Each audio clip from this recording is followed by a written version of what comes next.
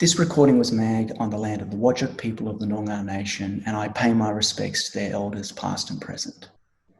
Here I want to share a little of what I have learnt so far in my fellowship, which explores how universities can better support students with disability in their studies. A bit of background might help here. There are approximately 75,000 higher education students with disability in Australia. In fact, the actual number is certain to be higher because not all students choose to identify, but let's take that as a starting point. Of those 75,000, around 15,000 are in regional Australia. The most common types of disability recorded are mental health and medical conditions. Key to my fellowship has been prioritising the voice of students with disability. There is a saying in disability studies, nothing about us without us, and this has been central to my research design. The findings that I'm about to share with you come directly from the students via a national survey, followed up by more detailed conversations.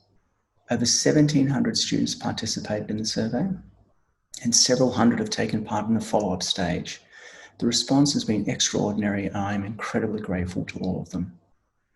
Here's what they've shared with me so far. One type of support universities can offer is attitudinal. This refers to the way they treat their students with disability, behave around them. Overall, universities score quite well in this regard. They're seen as open and inclusive environments. However, this is sometimes because we don't see the disability, either because the student is studying online, or as some of them have described it to me, their disability is invisible. Universities can also support students with disability by implementing clear processes and procedures to let students know how and where they can receive support. Again, universities score quite well in this regard. Clear, regular and proactive communication is really appreciated. Less appreciated is when this support is impersonal, generic and slow to react. Technological support is about the software and hardware that universities can employ to assist students with their learning needs. Increasingly, students with disability are bringing their own solutions to universities, and they appreciate it when the institution is flexible enough to incorporate them into their own systems. Inclusive design principles are also helpful for many students with disability. For example, if all online lectures are provided with closed captions, then that's very useful, as opposed to requiring a student with disability to have to make a specific request. Built environment support is not just about ramps and lifts. It includes low-level noise environments, quiet spaces, and appropriate lighting levels.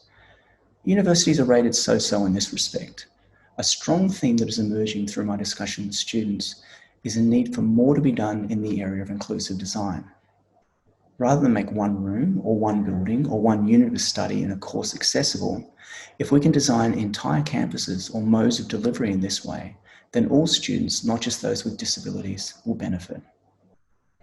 Social inclusion is as important for students with disability as those without, but unfortunately here, universities are not rated so well. The issue of neurodiversity is mentioned often here, in the sense that too many activities or events are organised on the assumption that all participants have equal levels of mobility or react to stressful and new environments in exactly the same way. The final type of support universities provide students with disabilities involves how they communicate with them, especially in the delivery of their teaching and learning. Again, the issue of neurodiversity is important here. We know that different students learn more effectively via different types and styles of instruction and communication.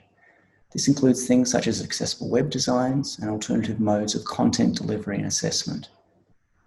Unfortunately, it's here that universities receive the lowest ratings for support. There's a lot more I can and could discuss, including the particular issues faced by regional students or the effects the coronavirus pandemic has had on students with disability.